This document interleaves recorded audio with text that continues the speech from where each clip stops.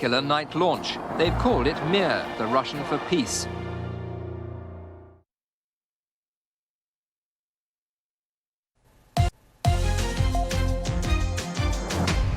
This is Impact on BBC World News. I'm Yalda Hakim. The US military says it has recovered electronic parts from the suspected Chinese surveillance balloon that it shot down earlier this month. Officials believe they could be helpful in determining the exact purpose of the structure. Beijing says it was a platform to monitor the weather. The search is continuing for the wreckage of 3 other objects shot down last weekend that have so far not been identified. Well, joining me now is Andrew Small, Senior Fellow at the Asia Programme of the think tank German Marshall Fund. Thank you very much, Andrew, for joining us here on the programme. No doubt this is going to be an intensive analysis and investigation, as I was saying, to figure out the capabilities and also the purpose of this. Yes, there'll be a more detailed technical analysis underway now on the US side. And I think the process is still underway to gather all of the materials. They got a certain amount of information already from the flyby that they did. They saw broadly what equipment the balloon had on board, the antenna, what kind of power supply it had, but there was still a lot of limitations to what they were able to discern from that. So this will just be the chance for a more exhaustive examination. They know already that it was certainly not just a weather balloon. They're extremely confident that it had the capabilities on board for a more extensive surveillance to be conducted, but this will just give them a chance to dig into that in more depth. And of course, the Chinese position, initially it was silence, and then when it was admission, it was that this is a weather balloon. The Chinese have been a little bit floundering, really, with their reaction. It was somewhat embarrassing for them. They've done this before. It's now clear without detection. It's possible that they thought that this was a kind of routine operation that they could go ahead with and they wouldn't get caught this time, given that this had happened several times in the past. So they've been rather on the back foot since this happened, and they've been adjusting the story quite significantly since the whole thing was revealed. First of all, they were denying that it was happening. Then they were denying that it was a surveillance balloon, and now they've moved towards claiming, I think inaccurately, that the US is doing the same thing.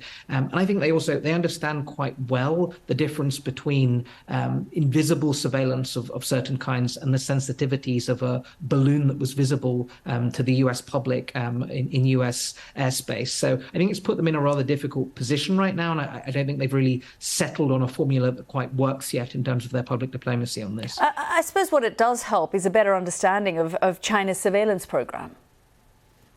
I think what we are now discovering, frankly, if you'd asked even Trump administration officials a couple of weeks ago about this, people didn't know what had been underway. There's still a lot that we're trying to decipher about this, and a lot of it is taking place in retrospect. And it's not only the United States. The information that's been released and that they've been able to discern in retrospect is that this is a very extensive program that's taken place on multiple continents, I think 40 different countries.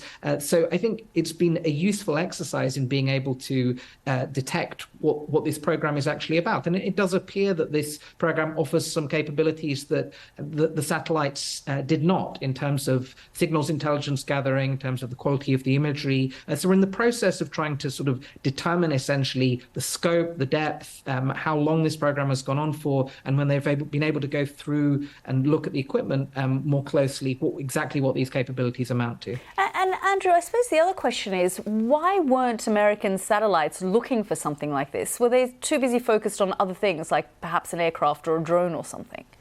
This is a good question. I don't think we have a very good answer to this yet. And in fact, what we've been seeing in the last few days with these so-called UFO shoot downs is that in terms of kind of adjusting the sensitivity of US monitoring to some of these large numbers of items at this level of altitude, I think the US is still undergoing a process of trying to determine what level of sensitivity, what level of monitoring it actually needs to do on this, because I think they obviously don't want to be shooting down the number of items that they've been doing in the last few days. So there's still really a lot that we don't know on this. It does seem clear from the Trump administration officials who've spoken about this in public that this was not something something that they had been detecting before, and that this is something they've only been able to discern retrospectively. So it looks as if in some cases these were just items that were not being considered worthy of that level of sensitivity of detection. Andrew Small, Senior Fellow at the German Marshall Fund, thank you so much for joining us. Thank you.